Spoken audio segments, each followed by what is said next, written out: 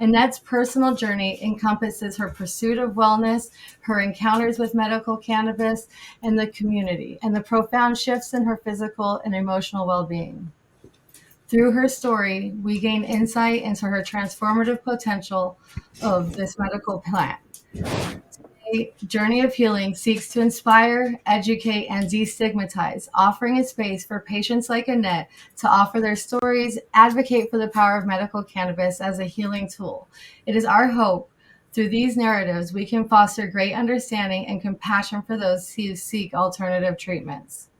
So, without further ado, let us embark on this extraordinary conversation with Annette Carpenter as we explore the journey of healing with cannabis and the power of self-discovery and the transformation that awaits those who dare. Hi, Annette. How are you? Hi, I'm fine. How you doing? I'm doing good. It's an honor to have you with us today. You're So, welcome. it is an honor for you to engage with us on your story. And so I'd like to start today, if you can, just like introduce yourself. Excuse me. And if you can share your personal journey and how you discovered the healing potential of medical cannabis and what led you to explore this alternative form of treatment. Hi, I'm Annette Carpentier, and well, it didn't start out being medical. It started out being recreational, but it turned into medical. Um, Throughout the years, I've had different injuries and things that cause stress and trauma, PTSD, and I've found the cannabis to be very therapeutic, especially tinctures and edibles, stuff like that. Um, and there's such an array of them that's just really hard to pinpoint which ones are best for each person. But I found that the tinctures and the edibles are a lot better for pain and for getting sleep and for trying to come down when you're traumatized and stressed out. Um, Not really sure what to say, but Recall when you kind of started realizing like that there was more ways of ingesting cannabis and how it might have influenced how it works within you.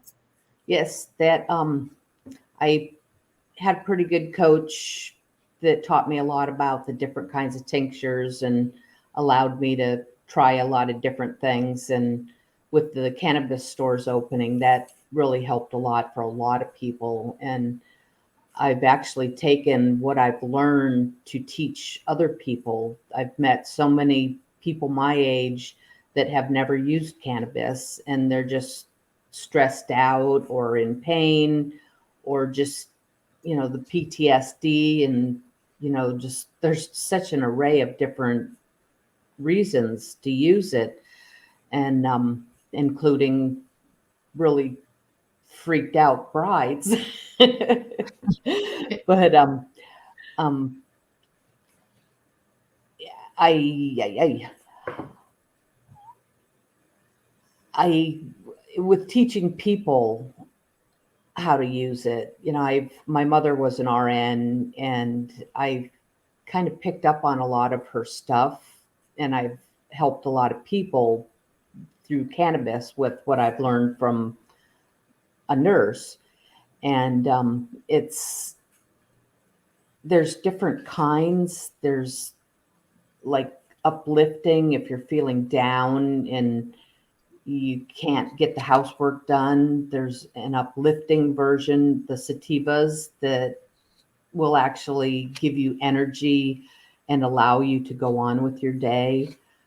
And then there's like a mid-grade one called hybrid that you can take just to kind of sail through the day in stress where you don't have to clench your teeth 24/7, says the lady that wears her mouth guard 24/7. And then there's indica, which is very helpful for pain and getting to sleep. Excuse me. There's times when I'm just so stressed out, and I'll either do a little bit of tincture or a gummy or even smoke. And, you'd be sitting there and 5 minutes later, you're laughing and carrying on and, not like a fool, but you are able to break the stress cycle.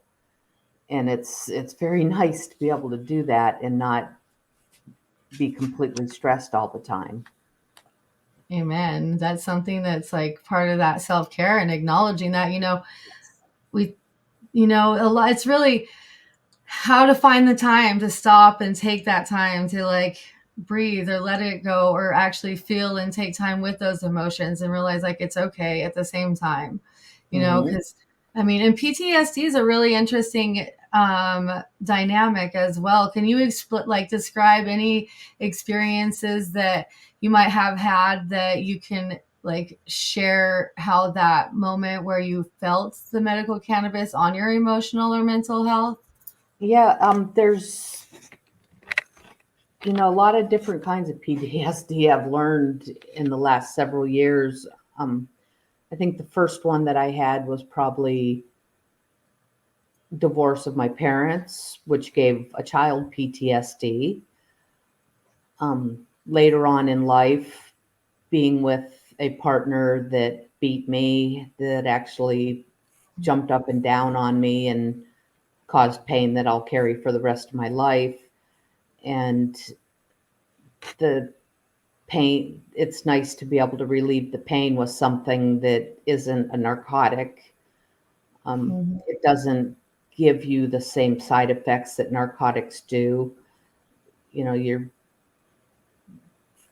everything from your bowels to your head. Narcotics can just really negatively react on you. And the cannabis is all natural. It doesn't cause stomach upset or bowel problems, and you don't wake up with a screaming headache like narcotics can do to some people. Later on in life, back in November of 2018, our town of Paradise in Magalia burnt down. And I was leaving for school that morning about 7:45, got to the gym at 8, and they wouldn't let anybody in. So I decided to go to school. And when I got to school, I got a call from home saying they're evacuating us, get home. Well, what they should have said was run the other way. And I drove straight back into Paradise and tried to get into Magalia. There was fire by the Depot restaurant, and so I turned around and I drove straight into the thick of it. I sat at an intersection and watched a helicopter douse a tree that had wires going to it. On the other side of the street was a mechanical sign that probably hadn't moved in a decade, and it was just spinning like a top. And we just were told to sit there until further notice. After about an hour and 45 minutes, we were allowed to proceed. And it was for a couple miles. It was stop and go traffic.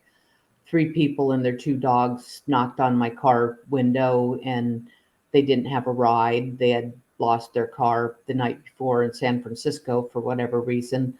So I had company on my journey. I didn't have to be alone, which was kind of nice. And then after the stop and go traffic finally let loose, we popped over this little hill, and every tree and every house was on fire.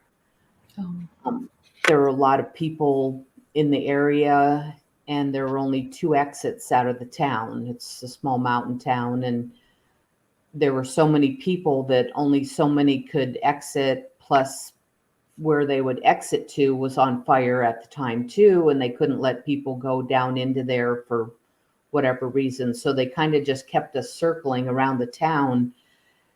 And that was 7.5 hours of driving through the town with everything on fire, branches falling out of trees, landing on my hood and turning into chunks of charcoal.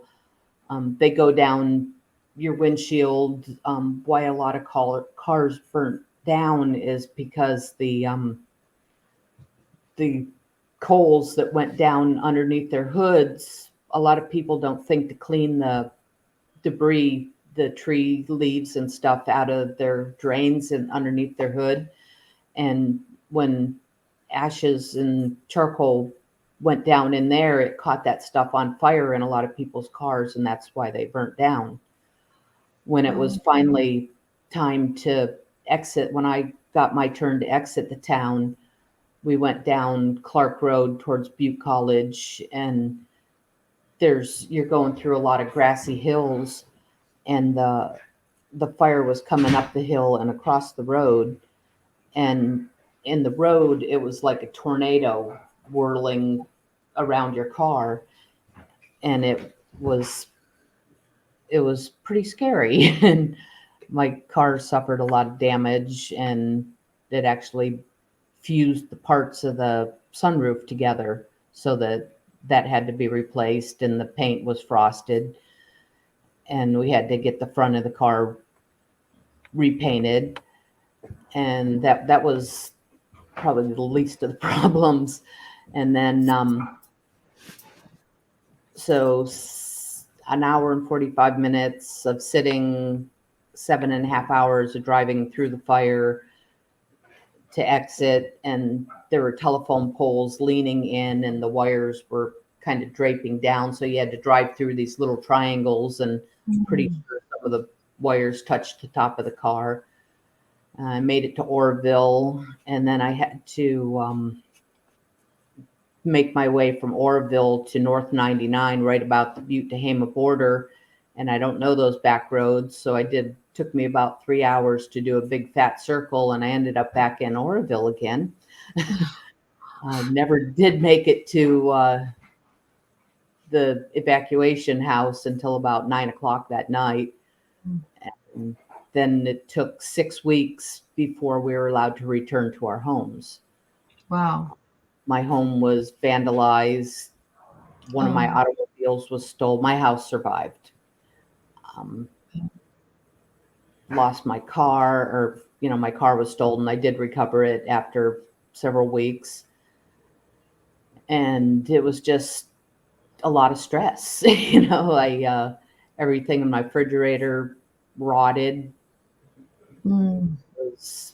The people that went into my house dirtied every single dish, and they took some belongings, computers, guns. We did get some of it back, but not everything. And it was pretty weird. And then coming back, when we were finally allowed to go back up in there, I had to go back up and meet insurance adjusters and show them the damage. And that was pretty messed up on its own, because a lot of the insurance companies try to undercut you as much as they can. They try to refuse claims. Like my sunroof, for one thing, I didn't know that it was broken for weeks after the fire, and because it had been raining and storming, when I did try to open it and it went snap and crack and wasn't opening it, I reported it to the insurance company, and they're like, well, why'd you wait so long to report it? Because it was raining. I never used it. It was just really hard. A lot of fighting with an insurance company that I've used for 25 years. And, to have to fight with them after paying them so much money over the years was really stressful. There's a lot of stuff. Yeah, that was a really intense time and a big part of a lot of people's lives. And even to this day, carrying that pain. I mean, Yep. even in my class, I had a friend who went through the fire, and while people were mocking him or thinking he was greasy because he didn't have a shower or clothes, and and just that now Yep. category, and just on a whole global scale, we have a new realm of displacement of people, and that is from natural disasters. So Yep. we do need to just, not everyone you look at is homeless due to bad choices, like to recover from that. that experience alone is, Yeah. it's, I mean, bless you. I'm sending you love and light because I know that that's just like, how can you ever think about that? I mean, even going through the town and the whole process of that cleanup, like that wasn't just like it went away overnight. Even when you came back home, driving through the town just to get to town, Yeah, you know? just driving through town just to get down into Chico to get groceries. Yeah. It was hard on a lot of people, and a lot of people, I know people that had lost 3 windshields from dump trucks, like things bouncing off dump trucks, burned up Okay. cars going down a trailer on the highway. They didn't tarp them, and parts are falling off and hitting your car. And, then even going back, we put our house up for sale immediately because we didn't want to be there anymore. We endured 2 years before our house sold, and we sold it for a lot less than it was worth because nobody wanted to buy houses in that area. And so when we finally did sell the house and bought a little camper and we moved to the coast, and it took 10 months to find a house. We were outbid at least 8 times on houses. There were a lot of people that just got straight cash from their insurance companies, and so they were overbidding on homes to get into them because there were so many people hunting for property. Yeah. It was just insane. Yeah. And that's still, I mean, it seems like more and more natural disasters keep displacing people, that even finding homes is like, it's a It's blessing to hard. have one, because Um, it is so hard now to recover from that disaster, and and even there was, covering the water situation, I mean, the water yeah, damage from fire. TVs. Yeah, What was that? yeah, it was rough. But Yeah, and for those who don't know, there was a line. I mean, the water became contaminated due to the fires, in which yep. case now people were getting in line to get water donations, tons and tons of And water. and then there's survivor's remorse. It was bad enough for those who lost their houses. It was very traumatic. And I found myself complaining, like, because even though our houses survived, there's survivor's remorse. You're still freaked out. Everybody, my whole Mm. family moved away. My grandchildren, my daughter-in-law, my children, um, Yeah.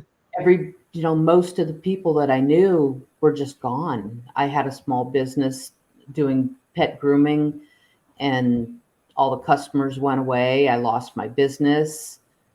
It Oh, was There was a lot of stuff that was, I could go on and on, but I know when I was in the evacuation house and I couldn't sleep, you just sit there and you're afraid to go to sleep. That fire moved so fast. What was it, like a football field in 2 minutes or less?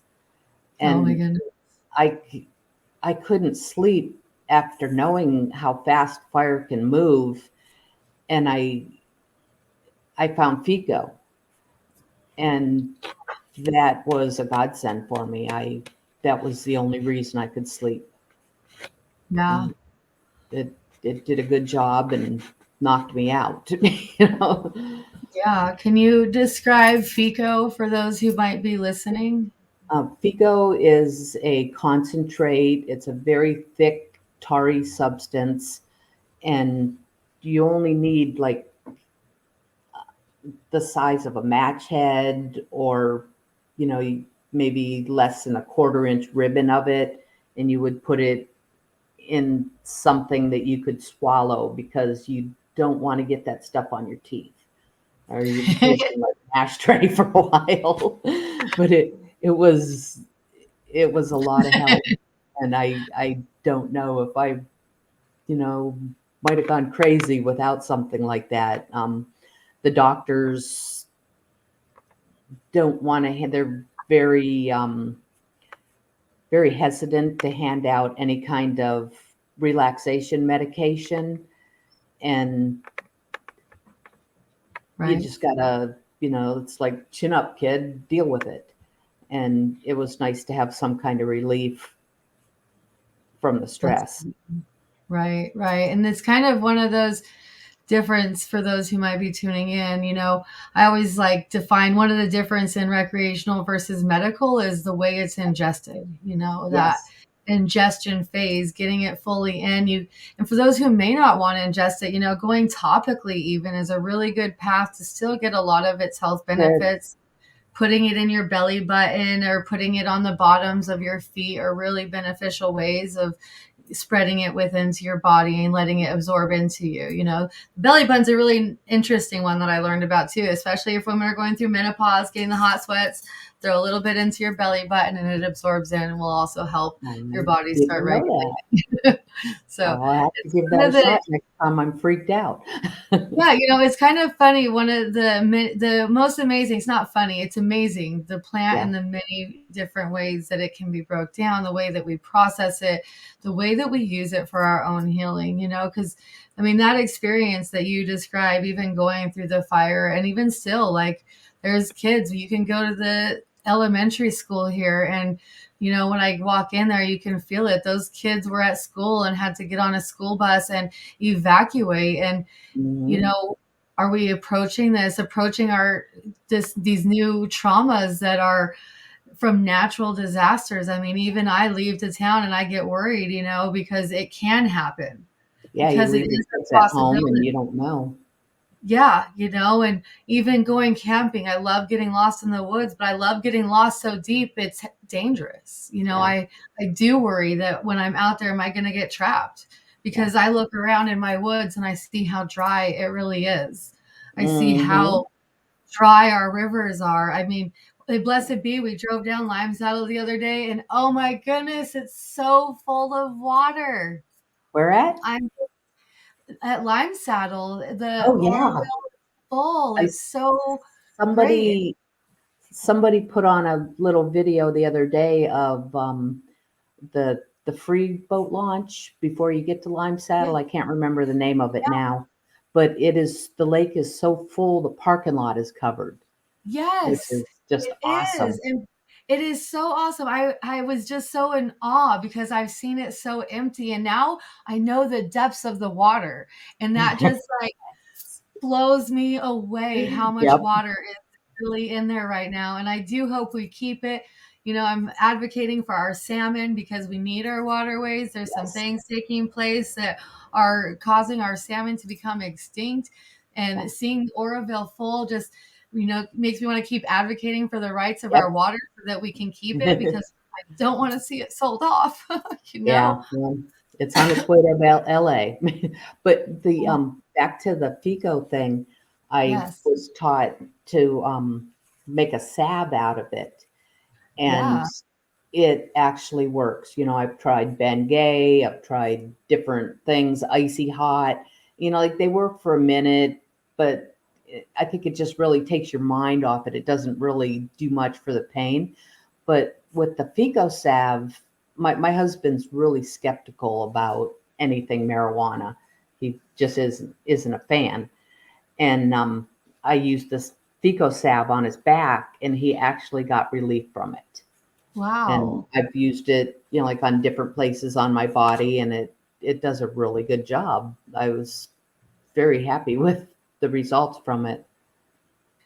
Blessed be. Is this something that you could describe to other people at home that could make it, or is it Yes, more, would it's you mind sharing? it's pretty easy. I use what the bigger syringes. How many milligrams is that? Like a 10 milliliter syringe?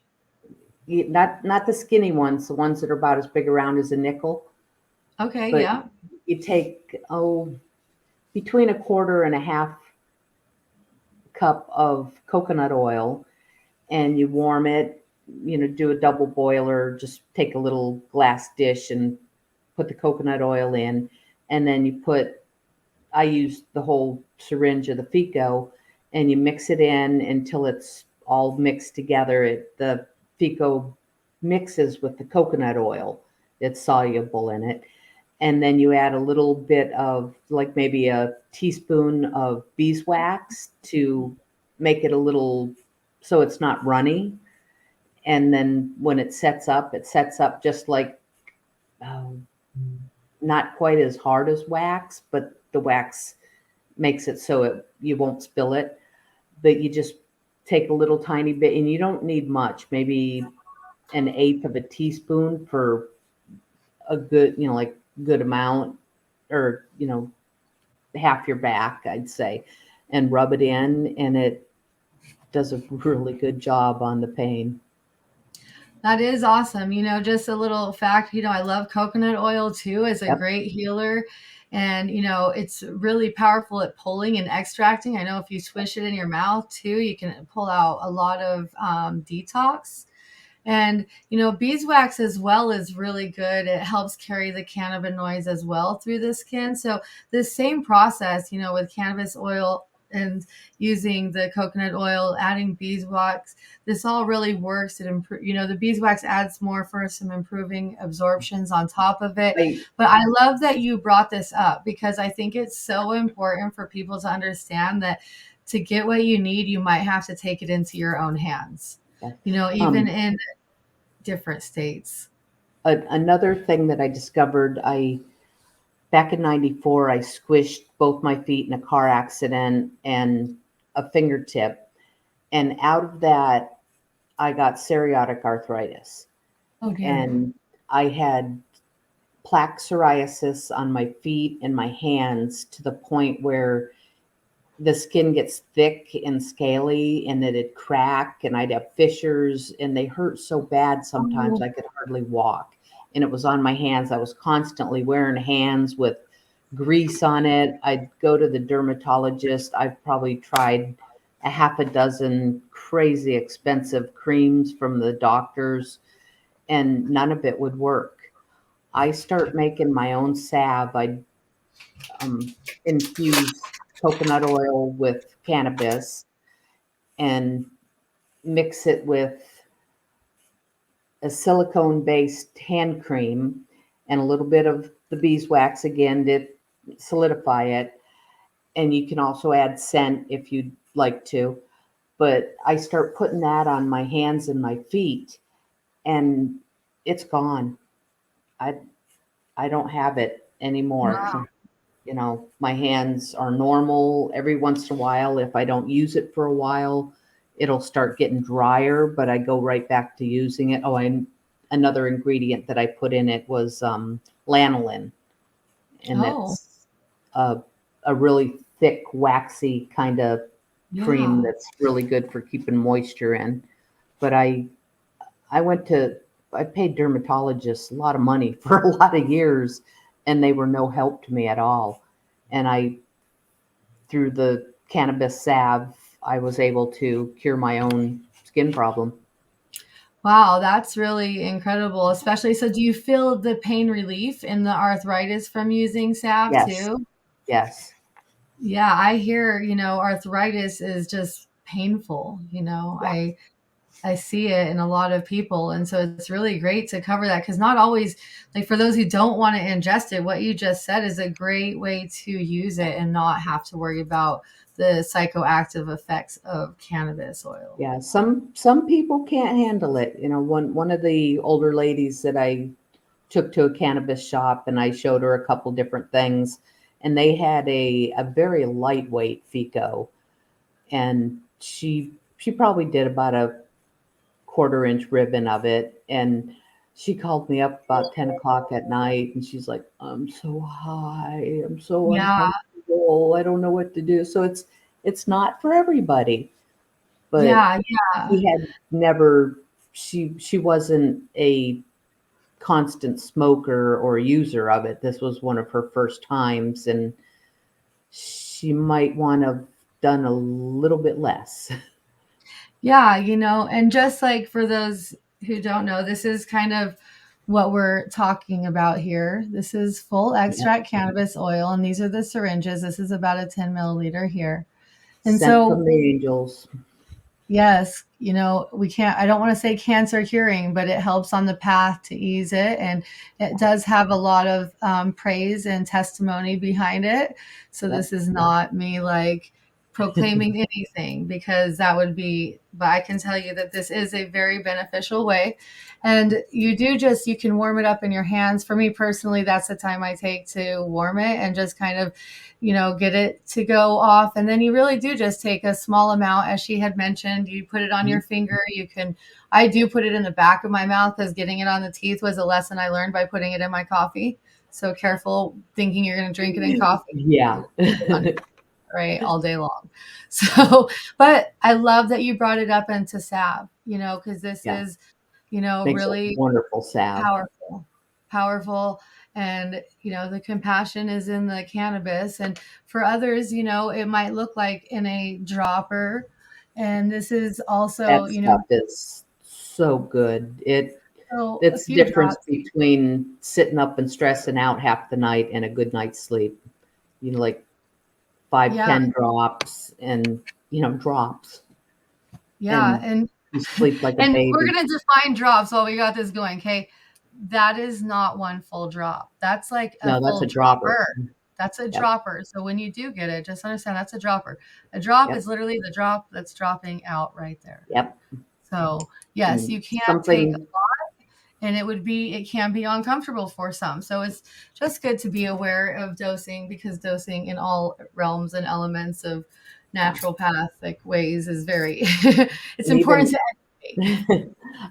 I was very glad to find out that I had my husband's got rods and screws in his back, and has PTSD from things where life has beat him up. And for years and years, I tried to get him to try gummies or try something. He'd smoke every once in a while, and he just hated it. It just wasn't his thing.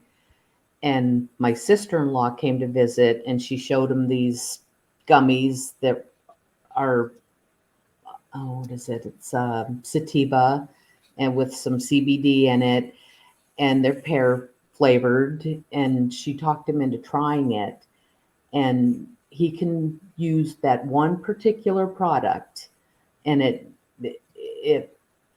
is the difference between anxiety attacks all day or being kind of giddy and have a good time. And I was just really glad that he finally found something instead of a pharmaceutical that he could use to get rid of his stress.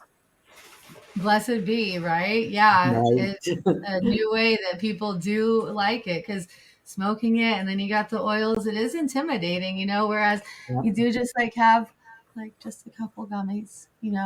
And while we're at talking about gummies, and we'll talk about that. Yes, some people may not always like the THC, but God's gift. I just learned this, and with another woman the other day, Robin Swan, she shared with me something that I thought was just beautiful to quote, was that THC's gift to us is all of its other cannabinoids, Mm-hmm.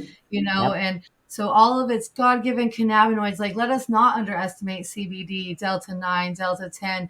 CBN helps protect the bones from deterioration due to arthritis, so when we do consider like what we're doing or how we are taking it, that's where we start realizing the different benefits, and where maybe this isn't so recreational as much as this is a need.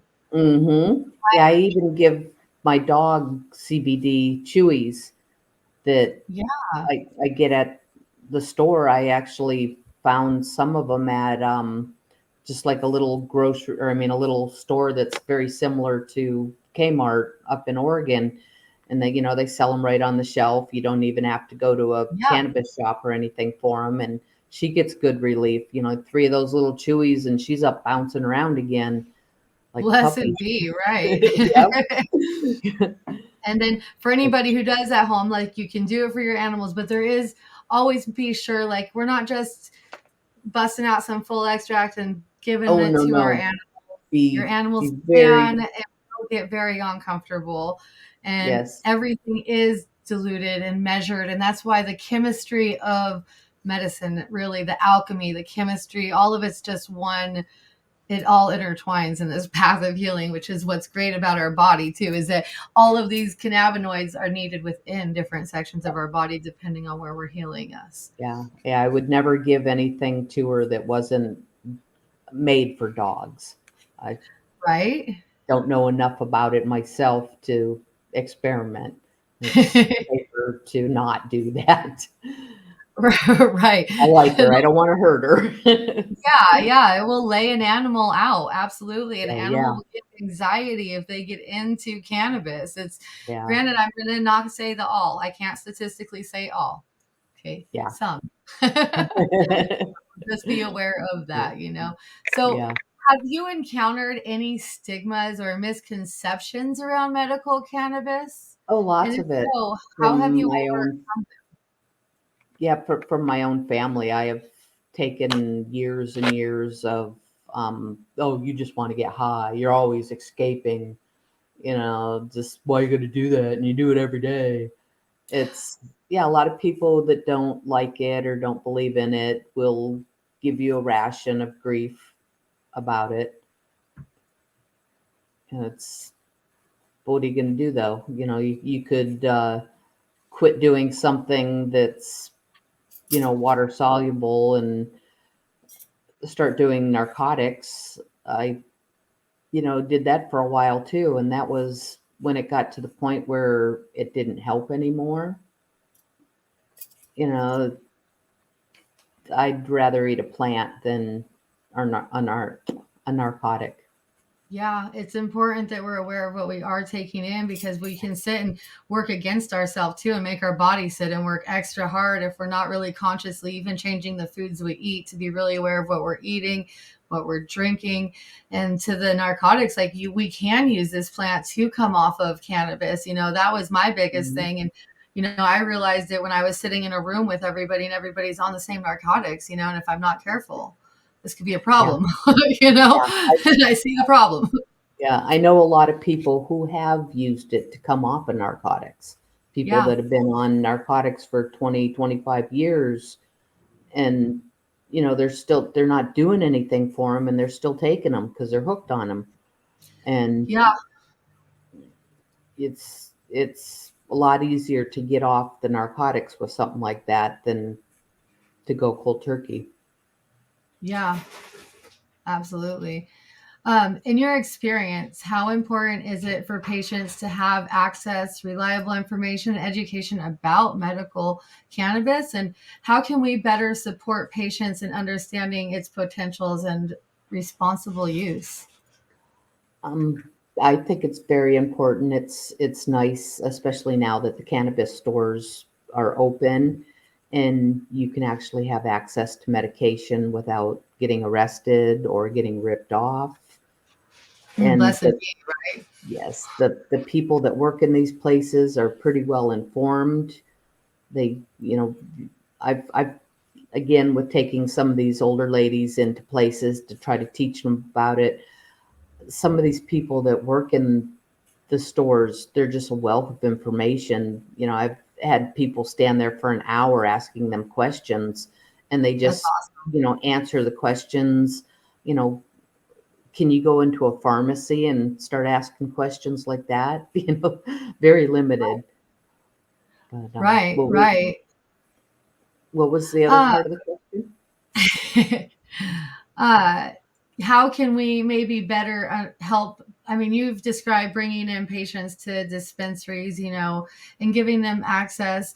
What about any patients who may not be in a state? Is there anything that you might be able to offer them as far as like any support or ideas or words of advice? I mean, Are you talking like people in different states where it's not legal? yeah, yeah, Move, move. move. or have a good friend that'll help you out. Yeah, and I do thank you for sharing this, and I guess I'm hoping to advocate, that patients matter, everybody's elements. This plant was given to us. It's rooted in the mother Gaia of this earth. We're born with an endocannabinoid system, and we all really, I mean, when we were for those who were on their mama's leche, breastfed, we start right then at that point in time getting from the colostrum that's released endocannabinoids. That's where it is all begins right there. And this is scientifically speaking, we're taking plants even that have the same power of cannabis. I have a tree in my yard called the Cassia officina, and if you look into it, it's in the Bible in the beginning in the anointing oil, as well as it is actually scientifically broke down and has all the same properties as a cannabis plant. And depending on the extract, it also has the same healing of power to cancers. And this, you can look this plant up and you can see how they're using it and broke it down medically to put it into our pharmaceuticals. Right on. So we're taking what is so natural and just creating more to it. Now, I'm not saying not to trust our doctors, because God gave our doctors the knowledge to help assist us on this path. But now we need our doctors to also see that there are other healing. And it's nice to see that there are doctors coming around. Yeah. Strategic, but there are doctors coming I around. use VA doctors for part of my medical care. And I was really surprised that they were on board with me using it. Yeah, and really. I talked to them about it, and they're like, great, if it works, go for it. We're glad it's working for you. Wow, that's fantastic. Yeah, I've met other doctors that refuse to treat people because they're using it, just smoking a little bit here and there. And, their doctor says, I won't treat you if you're doing that.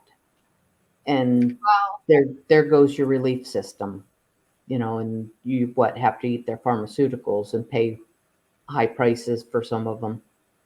Wow.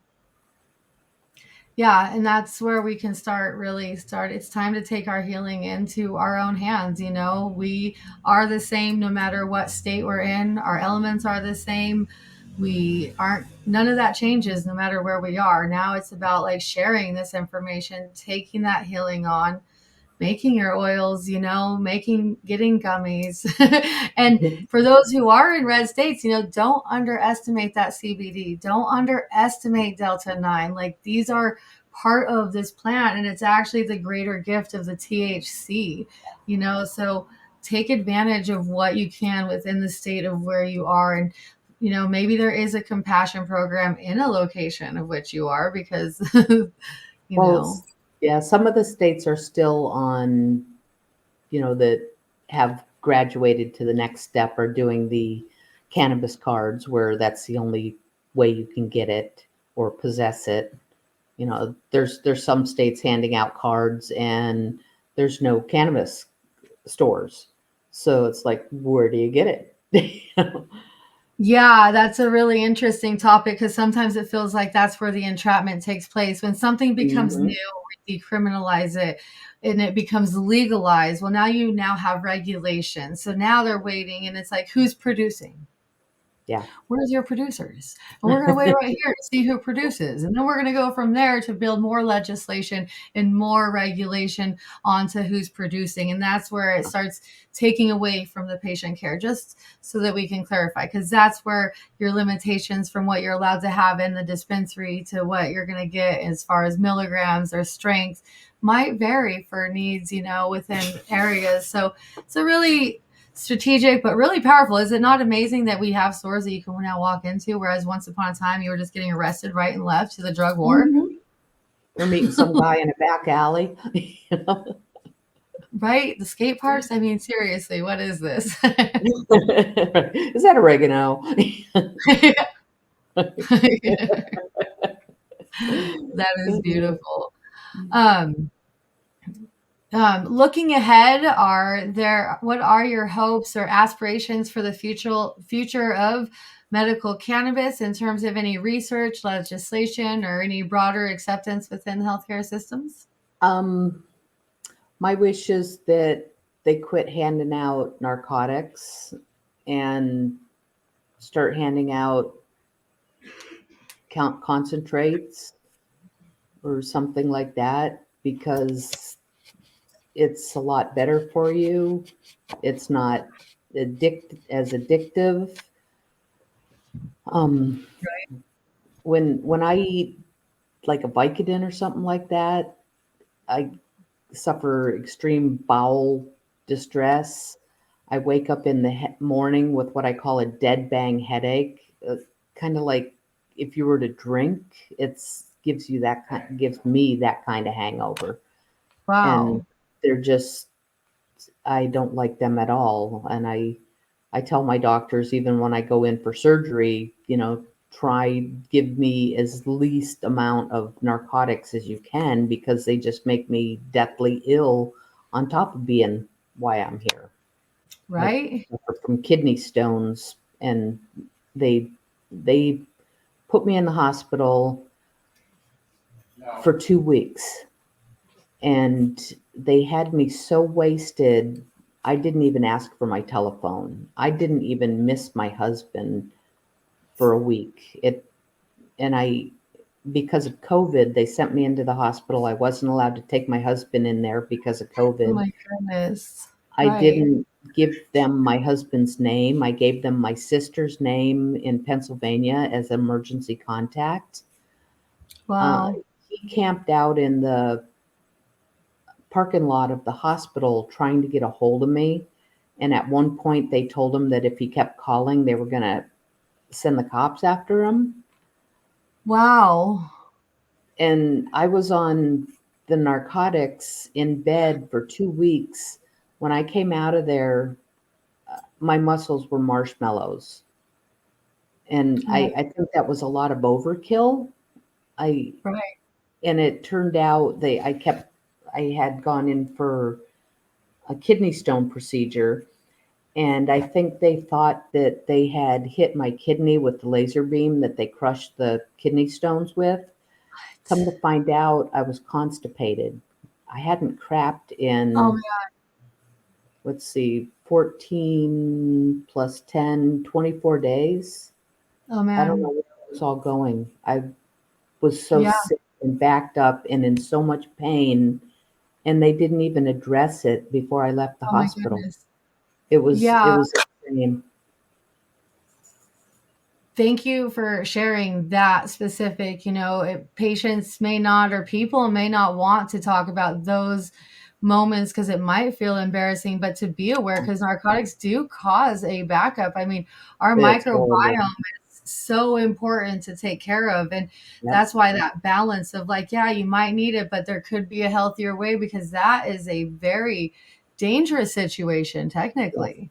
Yeah. I could have had a bowel rupture and Yeah. had to have another major surgery. Oh And my that would goodness. have involved even more narcotics. Right. Just this continuous cycle. The cycle is like the snake just feeds itself on itself. It was, Yeah. yeah. Right. You've come a long way in your healing journey.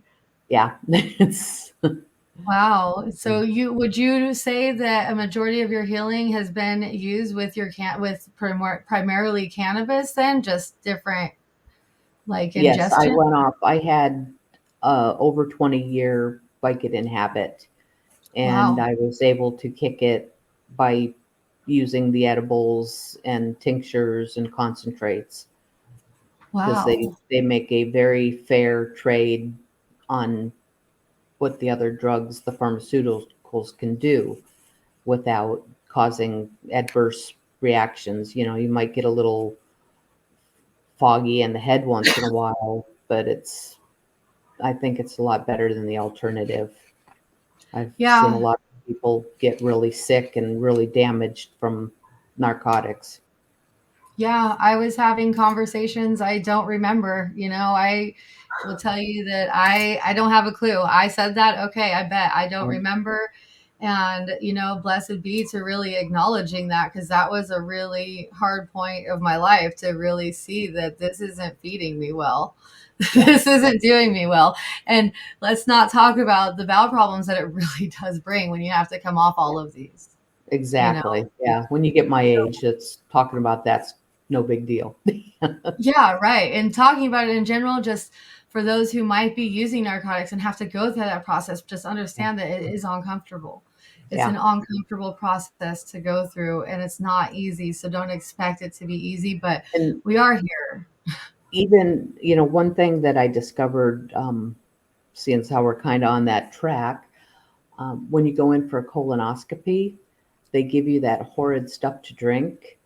I've discovered that if you make a very strong cannabis tea and you mix it with that stuff instead of just water, it kind of numbs your bowels and Wow. kind of relaxes you so that you're not as freaked out that you can't eat, or all the other stuff that you're going through with that process. It just made the whole colonoscopy thing a lot more pleasant. Yeah, And and I think colonoscopies are actually something we do need to really talk about and really being in tune with our microbiome. I mean, it's amazing how our gut is just this intersection to our whole body, down to our brain, how we feel, like everything is right here. You know that saying, trust your gut, yep, trust your gut, yep. trust your gut. And I've that's really lost great to know. I've lost too many people to colon cancer. I Yeah. get your checkups, and young ones, late Yeah. 20s. Yeah. So don't think just because you're under 30, you don't need it. I've started to take that care for preventative measures. My grandfather, my father actually passed away of colon cancer and as well, and then my grandmother, his mom had Hodgkin's and non-Hodgkin's. And so Yeah. just seeing, the elements and how we can even feed it just from, I can create it even if it's not in my genetics by the food I'm eating, Hmm. and so just really being in tune with preventative measures. Suppositories are also great. This can be made into a suppository, for Uh, those that need to make suppositories. There's yep. so many ways that we can heal ourselves and be in tune. And I think that's like a really important factor. You brought up very important key points that we need to be in tune with our body. I mean, colonoscopies are huge, being in tune with our mental health, and acknowledging those times where we need to stop and breathe and maybe, eat a gummy, maybe just run some salve into your hands just to take that time to feel your hands come together in a moment, and honor the self, because that's going to be that moment in the head. And Annette, your journey, I mean, even going through that fire, I actually think that if we could just take one moment, because I know that we lost a lot of people in that fire. There is to this day still a ton of people healing from that fire. Mhm. There are still families on the streets, and there are still children who are scared to even separate from their parents and go to school, Yep. because what if a fire still comes? So, to those we've lost as patients, to those we've lost in fires, I'm going to go ahead and dedicate them 1 minute to all of those and for this moment. And to you, Annette, thank you. Just hold Thank love you. and light to you and all of those. Love and light.